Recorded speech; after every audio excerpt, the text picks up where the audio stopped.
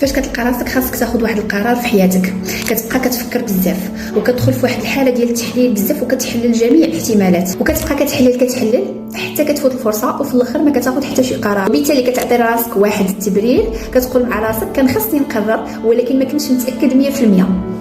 والتحليل الزائد هنا بحال شي واحد باغي يتعلم يعوم ولكن في الاول كيبقى كيقلب الماء وكيبقى يشوف واش الحاله مناسبه لانه ينزل يعوم ولا لا، وبقى كيراقب حتى ما نزلش يعوم. وفي الاخير بدا كيشوف الناس نزلوا تعلموا السباحه وطولوا من المهارات ديالهم، وهو بقى غير كيعرف كلشي على السباحه ولكن ما عرفش يعوم، او بالاحرى ما تعلمش يعوم.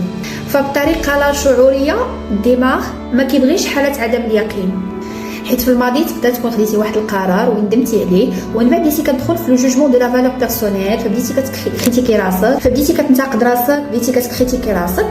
وهنا لو سيرفو ديالك بدا ترسخات عنده واحد الفكره اللي هي الا بديتي كتفكر بزاف غادي تقدر انك تتفادى هذاك المشكل او لا تتفادى طيح في ليغور. وهنا المهم اللي خاصني نعرفه هو ان التحليل بزاف قبل ما ناخذ واحد القرار ما تيحميش دائما من انني نغلط في القرار، لان كتكون بعض المرات هذه واحد الطريقه باش يهرب منها الانسان من واحد الخوف عنده هو ما عرفوش، فكتبقى كتفكر بزاف غير ما تدخلش في واحد القرار. وهنا كندخل في واحد الحلقه مفرغه، كل ما انني فكرت بزاف، كل ما انني ما خديتش القرار بزاف، كل ما كيتزاد عندي الخوف من اتخاذ القرار.